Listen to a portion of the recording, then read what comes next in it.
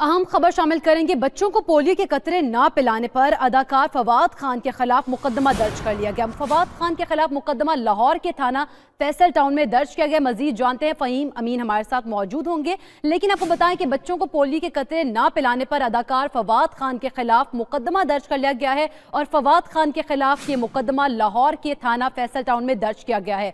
बात करेंगे फ़हीम अमीन से। फ़हीम, बताइएगा, मुकदमा तो दर्ज किया गया है, मुकदमे में दफात कौन से शामिल की गई हैं?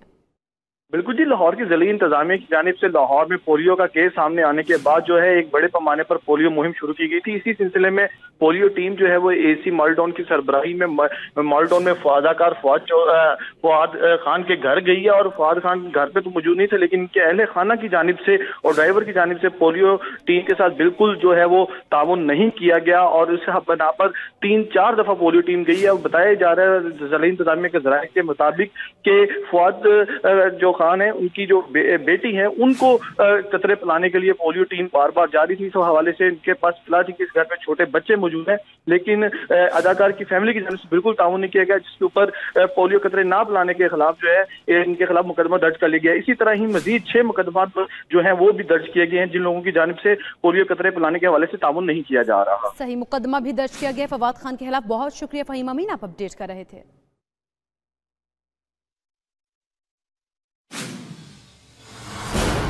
स्पीकर सिंध असेंबली आगा सिराज दुरानी को कराची में नैब के सूबाई हेडक्वार्टर मुंतकिल कर दिया गया।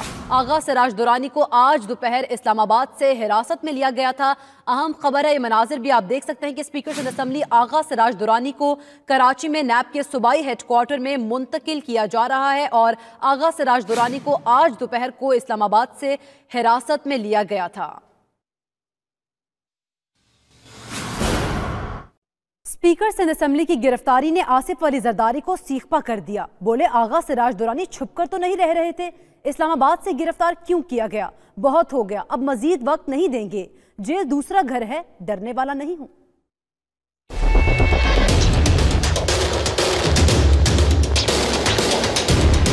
हम जाएंगे नैब के सामने, नैब का मुकाबला करेंगे। स्पीकर सिंध असेंबली आगा सिराज दुरानी की गिरफ्तारी पर रद्द अमल। पाकिस्तान पीपल्स पार्टी के शरीक चेयरमैन आसिफ अली जरदारी जारहाना मूड में आ गए। तोपों का रुख विफाकी हुकूमत की तरफ कर दिया। हुकूमत गिराने की धमकी भी दे दी। कहा चाहते थे हुकूमत चलाने के लिए इनको वक्त दे, लेकिन बहुत हो गया, मजीद वक्त नहीं देंगे। हमने 8-9 महीने इनको दे दिए हैं, उससे ज्यादा हम दे नहीं सकते। मुल्क का जितना नुकसान हो रहा है वो हमें समझ आ रहा है। इनके साथ ना ब्यूरोक्रेसी चलती है, ना इनको काम करना आता है। तो ये नहीं कि हम पावर के पीछे इनकी हुकूमत को तंग करेंगे। हम अपने राइट्स के लिए, सिंध के राइट्स के लिए, बलूचिस्तान के राइट्स के लिए, पंजाब के राइट्स के लिए, साउथ के राइट्स के लिए, केपी के राइट्स के लिए, उनके लिए हम जरूर जंग करेंगे। साबिक सदर का कहना था कि मेरे और मेरी बहन के खिलाफ प्रोपेगेंडा हो रहा था। डरने वाले नहीं, नैब का सामना करेंगे, जेल दूसरा घर है, जाने से नहीं डरते। 18वीं तरमीम के मामले पर दबाव डाला जा रहा है। मुल्क का जितना नुकसान हो रहा है सबके सामने है। हम जाएंगे नैब के सामने, नैब का मुकाबला करेंगे, अब वहाँ की इंक्वायरी का मुकाबला करेंगे, अब उनको भी फेस करेंगे। और अगर जेल जाना पड़ा तो आपको पता है कि वो तो मेरा शुरू से सेकंड होम है, उस पर तो कोई मसला नहीं है, उस पर कोई गम नहीं है। आसिफ अली जरदारी ने सऊदी वली अहद की आमद पर ना बुलाने का गिला भी कर दिया। बोले, सऊदी वली अहद के दौरे पर मुझे बुलाते तो जरूर जाता। भारतीय जारहत पर साबिक सदर पाक फौज के हमनवा भी बन गए। कहा, पाकिस्तान के लिए पूरी कौम और सियासतदान एक पेज पर हैं। भारत ने जारहत की तो पाक फौज के साथ खड़े होंगे। सऊदी दोस्त हमारे आए थे, जो भाई आए थे, हमने उनका खैर मकदम किया उनके आने का। अगर हमें बुलाया जाता हम बिल्कुल जाते। उन्होंने कहा कि नई हुकूमत आने के बाद पाकिस्तान मजीद तन्हा हो गया है। 18वीं तरमीम के मामले पर गद्दार भी करार दें तो मंजूर है, लेकिन टायर और लाइटों की चोरी का इल्जाम न लगाया जाए।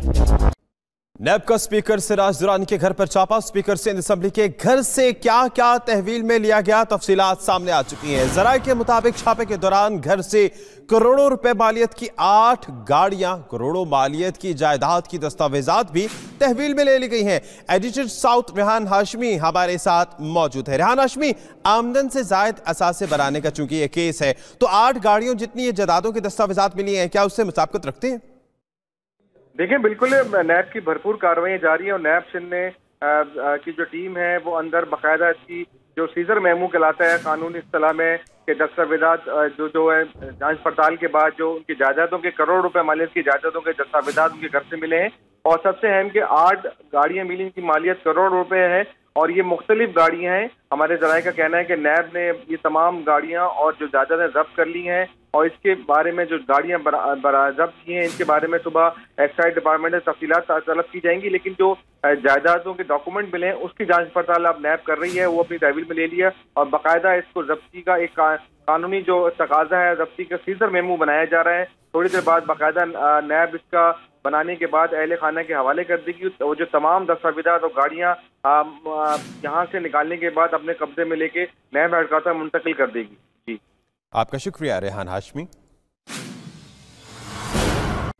भारतीय जासूस कुलभूषण केस पर भारत के दलाइल मुकम्मल। हिंदुस्तान के वकील ने पाकिस्तान पर इल्जाम तराशी पर ही गुजारा किया।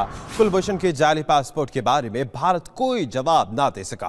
खावर कुरैशी के मजबूत दलाइल से परेशान होकर हरीश साल्वे हवास बाख्ता हो गए। भारतीय वकील एक बार फिर वियना कन्वेंशन के आर्टिकल 36 के गिर्द ही घूमता रहा। आज जवाब जमा कराना था और दलाइल देने थे, लेकिन उस पर भी कोई सेटिस्फैक्टरी जवाब ना आया। भारतीय जासूस कुलभूषण केस पर भारत के दलाइल मुकम्मल। लाहौर के इलाके फैसल टाउन में टायरों की दुकान में आग लग गई। दुकान में आग शॉर्ट सर्किट के बायस लगी। रेस्क्यू की 2 गाड़ियों ने इमदादी कार्रवाइयों में हिस्सा लिया। 1 घंटे के बाद इस आग पर काबू पा लिया गया है। हजारों रुपए का सामान जल गया। अहम खबर है जिससे आपको आगाह कर रहे हैं। लाहौर में ये हादसा पेश आया है और इलाका फैसल टाउन का बताया जा रहा है, जहां टायरों की दुकान में ये आग लग गई। दुकान में आग शॉर्ट सर्किट के बायस लगी है, जबकि रेस्क्यू की 2 गाड़ियों ने इमदादी कार्रवाइयों में भरपूर हिस्सा लिया और 1 घंटे के बाद आग पर बाकायदा तौर पर काबू पा लिया गया, जबकि हजारों रुपए का सामान जल गया है। सिंधियों के खिलाफ कार्रवाइयों के लिए इरफान मंगी को लाने की रिपोर्ट्स पर नैब का सख्त रद्द-ए-अमल। नैब इलामे में कहा गया है कि नैब कानून के मुताबिक मुल्क भर में कार्रवाइयां कर रहा है, किसी सूबे को इस्तिस्ना हासिल नहीं है। नैब के अफसरान का ताल्लुक किसी जमात, फर्द या ग्रोह से नहीं। नैब कराची की टीम ने आगा सिराज दुरानी को आमदन से जायद असासा केस में गिरफ्तार किया गया और यह तासुर गलत दिया जा रहा है कि इरफान मंगी को सिंध में गिरफ्तारियों के लिए लाया गया है। नैब ने यह एलामिया जारी किया है। कायम अली शाह की सरबराही में वफाकी सूबाई वज़रा और पीपल्स पार्टी के रहनुमा आगा सिराज दुरानी की रिहाइशगाह पर पहुंच गए हैं। सिंध के वज़रा को आगा सिराज दुरानी की रिहाइशगाह में दाखिले से रोक दिया गया। रेंजर्स ने सिराज दुरानी की रिहाइशगाह के दरवाजे पर पोजीशन भी संभाल ली है और ये इजलास होगा जिसमें साबिक वज़ीर आला कायम अली शाह इस इजलास की सदारत कर रहे हैं। रेंजर्स ने सिराज दुरानी की रिहाइशगाह के दरवाजों पर पोजीशन संभाल ली है। पाकिस्तानियों के लिए खुशखबरी। वजीर आज़म इमरान खान वजीर मजहबी उमूर की कोशिशें रंग ले आई। सऊदी अरब ने पाकिस्तान को ई वीज़ा की सहूलत फराहम कर दी। पाकिस्तानी याज़रीन हज ई वीज़ा के तहत सऊदी अरब जा सकेंगे।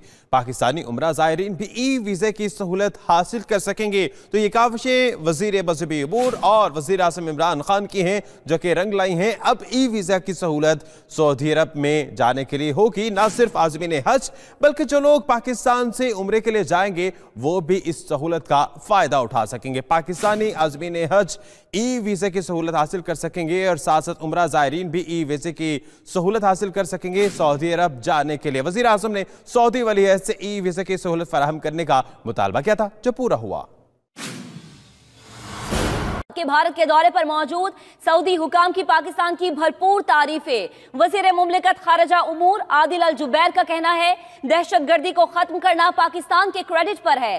पाकिस्तान ने दहशतगर्दी के खिलाफ बहुत काम किया, बहुत सारे फौजियों की कुर्बानी दी। सऊदी अरब समेत तमाम इलाकाई और मगरबी मुल्क दहशतगर्दी के खिलाफ जंग में पाकिस्तान को सपोर्ट कर रहे हैं। भारतीय एंकर को शदीद खिफ़त और शर्मिंदगी का सामना करना पड़ गया। भारतीय सहाफ़ी सऊदी वज़ीर मुमलिकत बराए खारजा आदिल अल जुबैर को पाकिस्तान के खिलाफ बोलने के लिए उभारती रही, लेकिन वो तमाम सवालात को रद्द करते हुए पाकिस्तान की तारीफों के पुल बांधते रहे।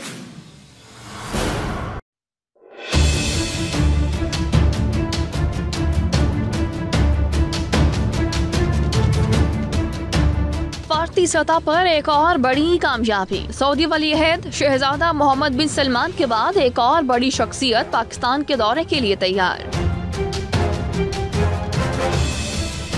तुर्क सदर रजब तैयब उर्दवान ने अप्रैल में पाकिस्तान के दौरे का फैसला कर लिया है। सिफारती जराये के मुताबिक तुर्क सदर के दौरे की हतमी तारीखें तय की जा रही हैं। सिफारती जराये का कहना है कि तुर्क सदर रजब तैयब उर्दवान दौरे के दौरान पाकिस्तानी हममंसब डॉक्टर आरिफ अलवी से मिलेंगे। वज़ीर-ए-आज़म इमरान खान के साथ 1-on-1 मुलाकात होगी। पाकिस्तान और तुर्की के माबैन वफूद की सतह पर मुज़ाकरात होंगे। दोनों ममालिक के दरमियान अहम शोबों में मुतअद्दिद मुआहिदों और मुफाहमत की यादाश्तों पर दस्तखत भी किए जाएंगे।